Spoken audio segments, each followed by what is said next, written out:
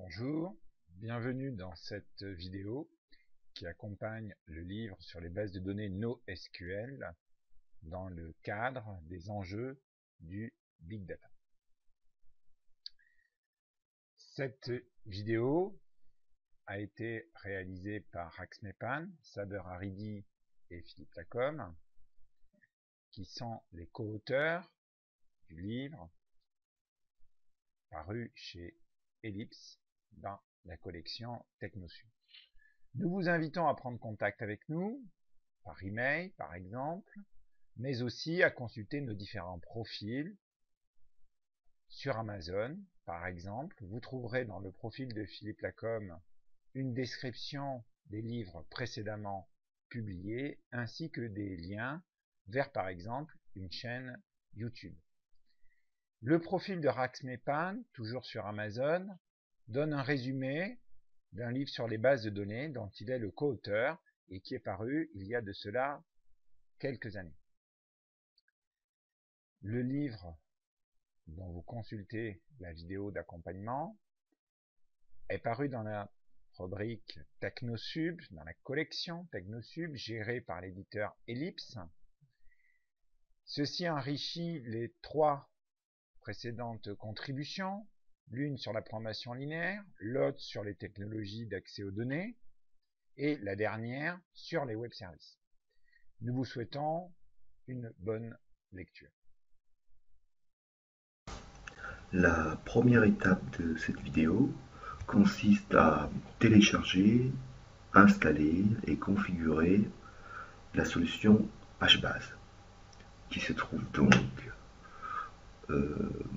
chez Apache à l'adresse archive.apache.org. Dans le contexte de notre exemple, nous allons télécharger la version 0.94.11-security.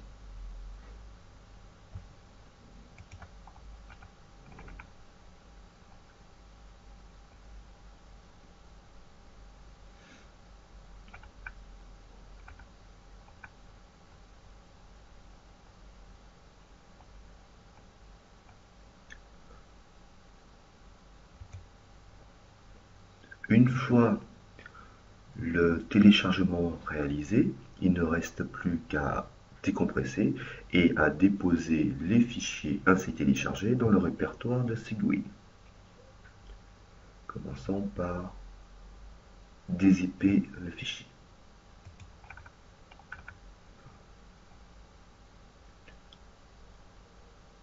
Deuxième décompression.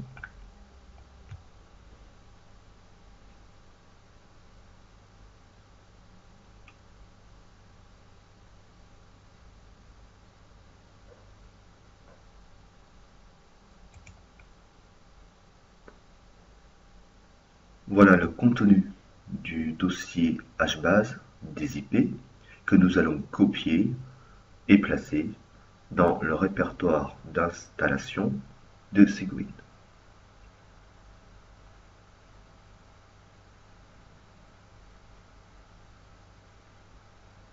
Ici.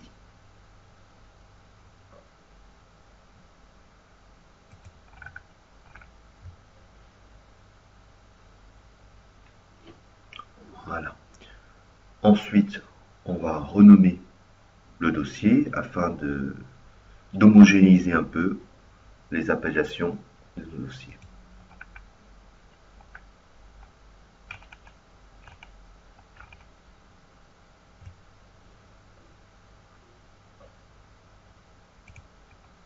Il s'agit à présent de configurer quelques fichiers de HBase afin de le faire fonctionner sur notre PC.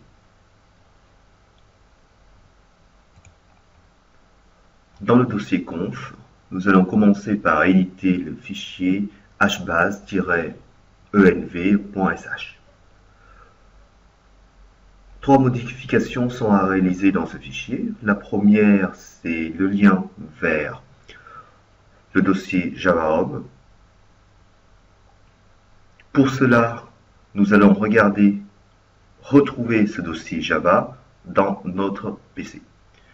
Donc le dossier Java se trouve dans Programme File, Java, et nous allons le faire pointer vers la version 8.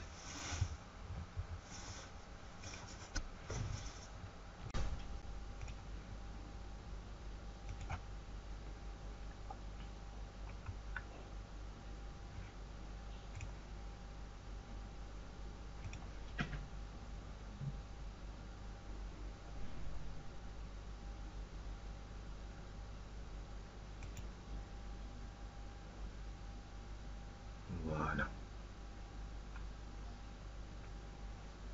Ensuite, le deuxième paramètre à modifier, c'est hbase classpath. Là aussi,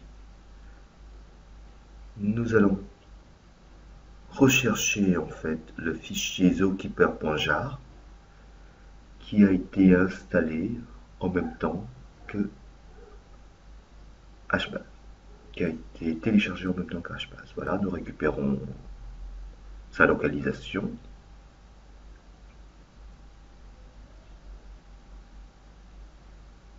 Et voilà.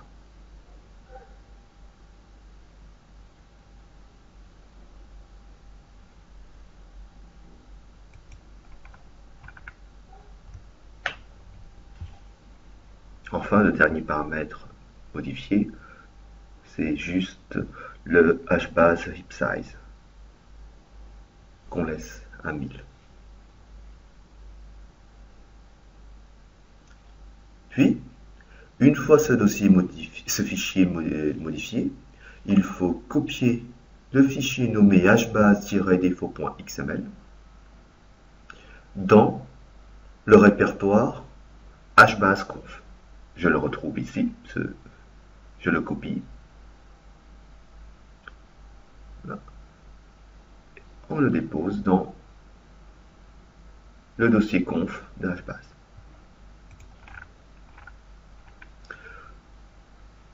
Enfin, dernière étape, il faut faire quelques modifications mineures de hbase, de ce fichier hbase défaut. La première modification concerne l'attribut hbase.outDir. Cet attribut donne accès au répertoire temporaire de hbase. Nous allons donc modifier l'adresse du répertoire temporaire. Dans le contexte de cet exemple, nous utilisons l'adresse Seguin64 user local hbase. Ensuite, deuxième attribut à modifier, c'est hbase tenddir.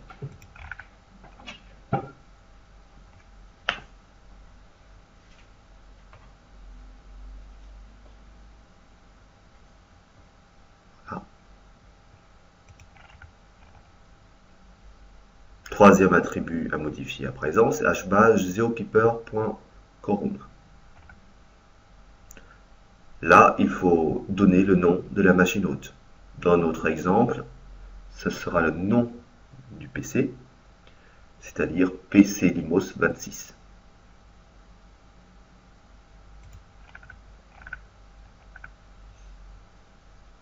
Enfin, deux autres attributs sont à positionner sur vrai.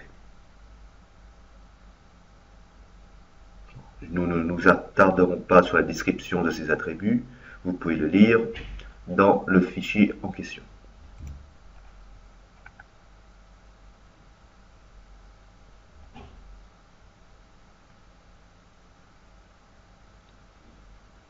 À présent, il s'agit de vérifier que cette configuration fonctionne bien. Pour cela, il faut dans un premier temps vérifier que Seguin est démarré, ce qui n'est pas le cas dans cette machine, donc je le démarre. Ensuite, dans la fenêtre de commande de Seguin, nous allons accéder au dossier de HBase. Alors, le lien, c'est user local HBase bin. Voilà. Ensuite, on exécute le fichier star-hbase.sh.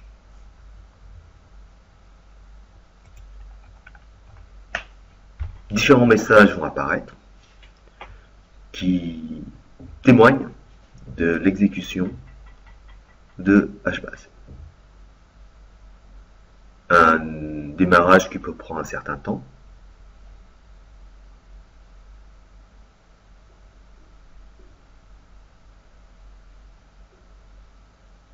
Là, starting Zookeeper.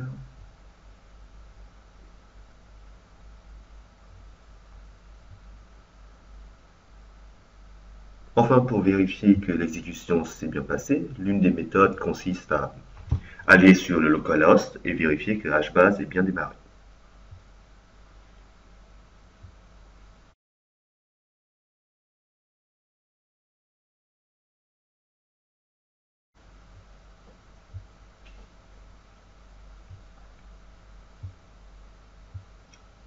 Alors,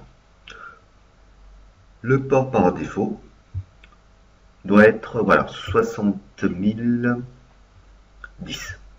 Et ici, on voit bien que HBase a bien démarré. L'autre manière aussi de vérifier le bon démarrage de HBase consiste à vérifier les fichiers log, à s'assurer qu'il n'y a pas d'erreur dans ces fichiers. Donc, ces fichiers se trouvent dans le répertoire log. 3 fichiers à regarder.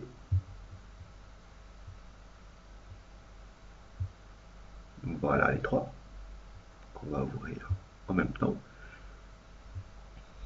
Il faut dans certains cas le parcourir pour vérifier qu'il n'y a pas de message d'erreur, mais un CTRL F error suffit pour s'assurer qu'il n'y a pas d'erreur. À présent, passons à l'étape 2 de cette vidéo qui consiste à tester la configuration de HBase. Pour cela, nous allons exécuter HBase en ligne de commande et faire quelques créations de bases de données et quelques insertions de données pour vérifier que tout cela s'exécute correctement. Donc, alors, premièrement, nous allons créer la base de données test avec comme unique colonne family livre.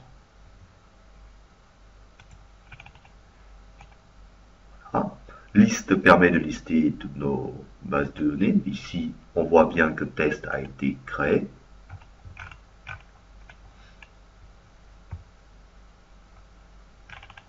Ensuite, il s'agit d'ajouter le premier livre qui a pour titre AAAAA, le prix 10, avec comme auteur Émilie Castafiore.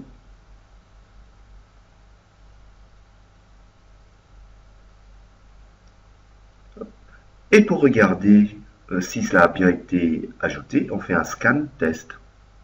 Et on voit bien qu'en faisant scan test, nous avons notre liste. Notre liste qui contient le nouveau livre. Ah. Voilà.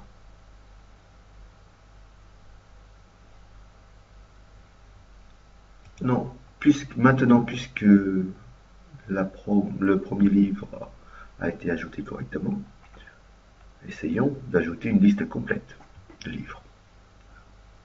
Nous venons de copier-coller différentes commandes d'output qui permet de rajouter différents livres. Et un nouveau scan permet de s'assurer que tous ces livres ont bien été ajoutés à la liste, à la base de données test. Ce qui confirme le fait que la configuration de HBase s'est bien réalisée. Dans cette troisième partie de la vidéo, nous allons créer une application Java qui va se connecter à HBase pour faire des modifications, des ajouts, des créations de la base de données. Pour cela, nous utilisons l'IDE NetBeans.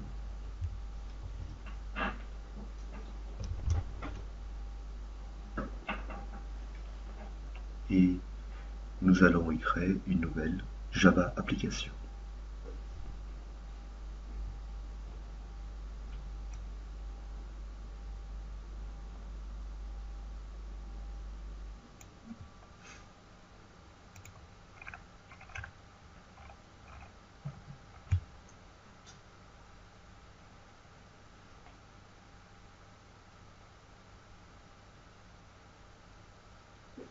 Une fois que l'application bibliothèque est créée, il faut aller rechercher les fichiers jar qui constituent la bibliothèque de HBase à ajouter à NetBeans, enfin au projet bibliothèque. Ces fichiers .jar se trouvent dans le dossier HBase que nous avons précédemment téléchargé. Une liste détaillée des fichiers qu'il faut ajouter au projet peut être trouvée dans le chapitre 8 de notre livre.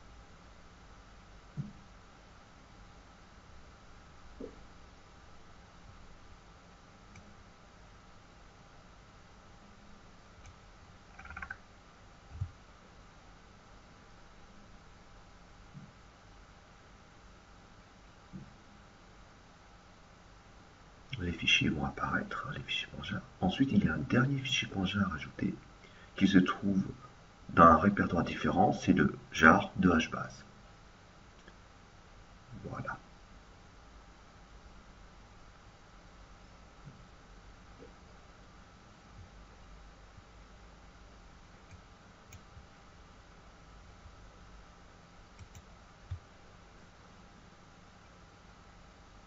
À présent, nous allons créer une nouvelle JFrame afin de contenir notre interface graphique. Ensuite, nous rajoutons le Absolute Layout afin de permettre de gérer plus facilement l'interface graphique.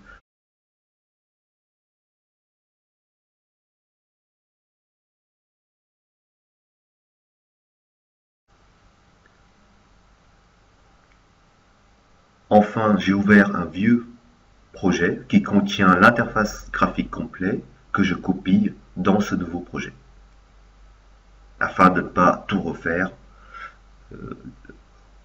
les choses une par une.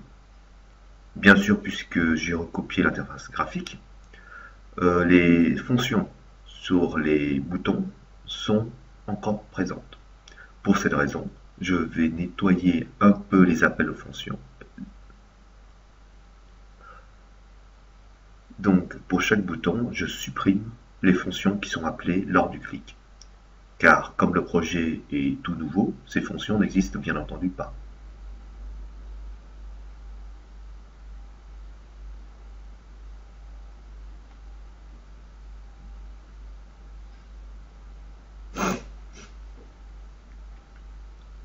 Une fois cela réalisé, nous allons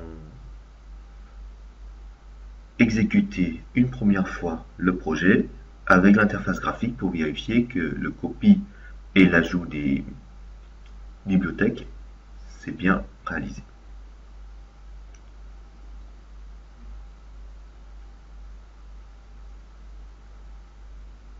Voilà notre interface. Et bien entendu, chaque bouton ne fonctionne, enfin aucun des boutons ne fonctionne encore.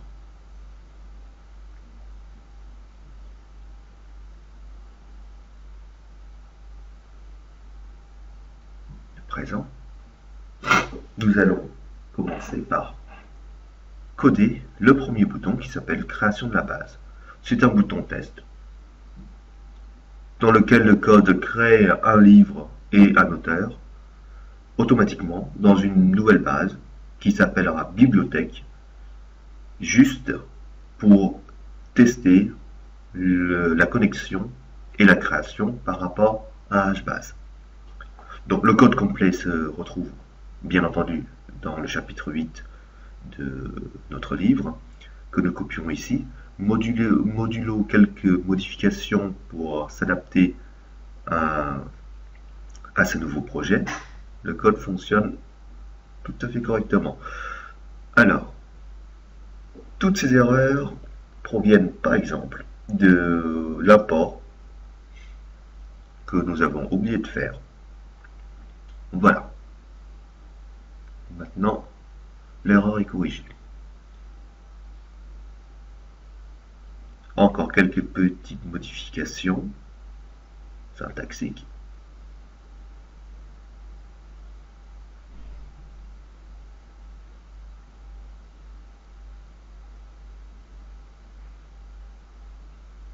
Et le code est prêt à être testé. Comme je le disais, ce code ne fait que créer une nouvelle base de données qui s'appelle bibliothèque et ajouter un auteur et un livre.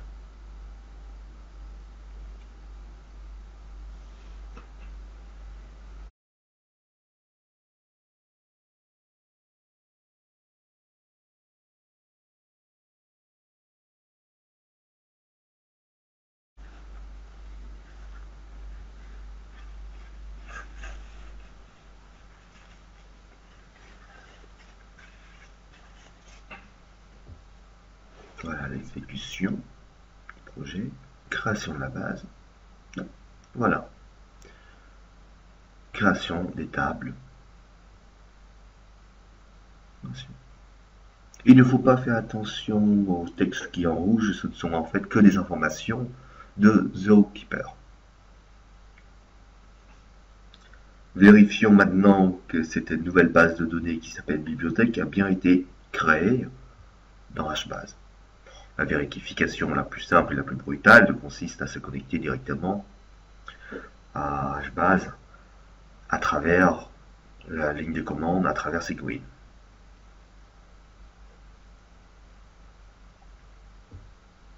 Connexion.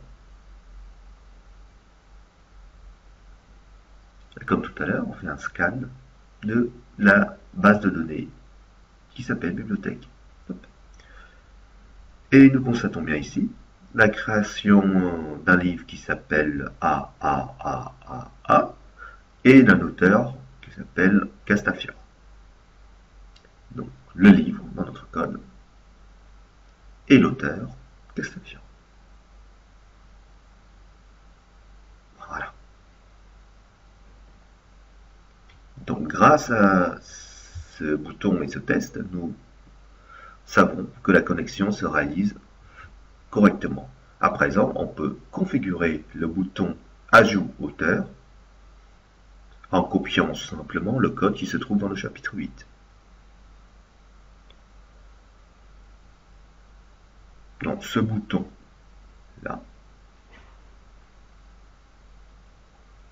récupère le nom, le prénom, le domicile et le numéro d'un auteur qui se trouve, qu'il faut entrer dans l'interface graphique. Bon, là, on vérifie que les champs, les JText fields correspondent bien entre l'interface graphique et le code. On récupère ces données, on se connecte à la base et on met à jour la base en ajoutant, en créant une nouvelle ligne.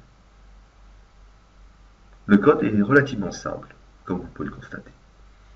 Puis à la fin, on vide les champs de texte. Ensuite, l'ajout du livre. Même principe. Encore une fois, il y a 3 champs qu'il faut remplir et un bouton ajouter livre qui va récupérer les valeurs dans ces champs. Les valeurs sont le titre du livre, le prix et son numéro. Voilà.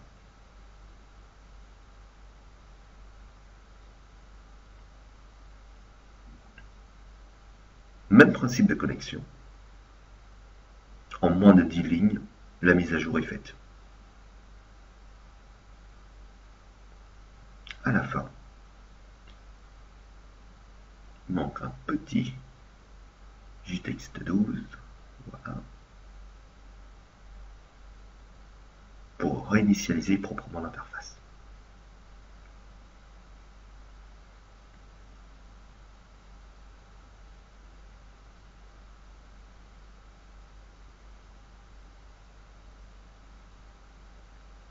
Enfin, afficher la liste des auteurs.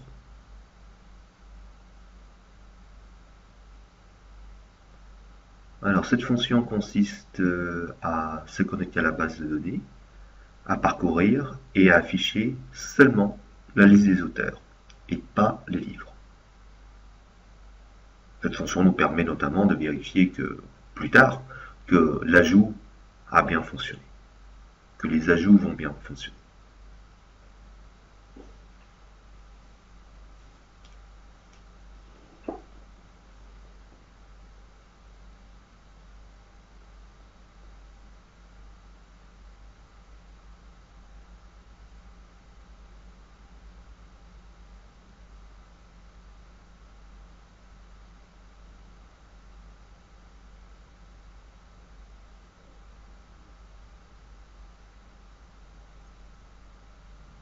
Afficher la liste des livres, même principe qu'afficher la liste des auteurs.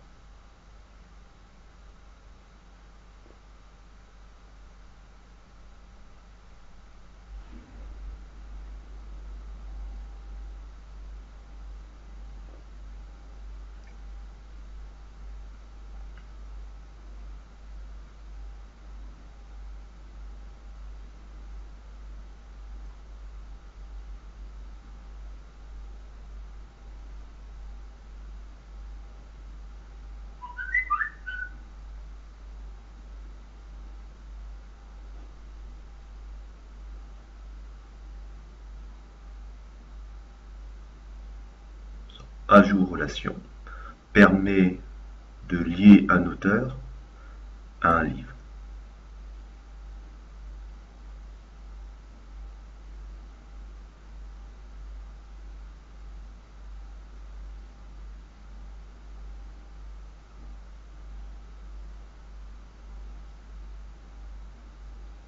À présent, testons toutes ces fonctions.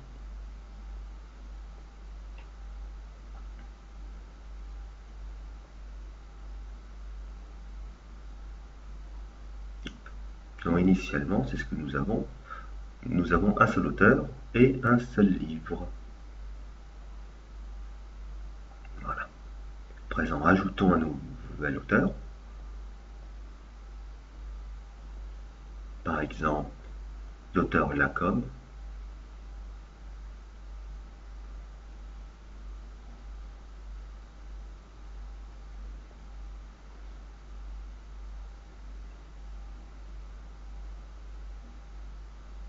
Ajouter.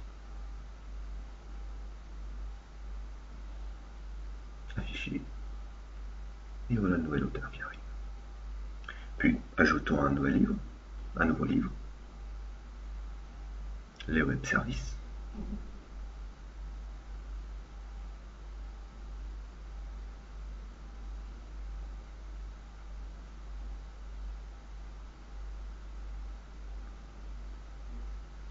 Et le réalisateur est bien présent.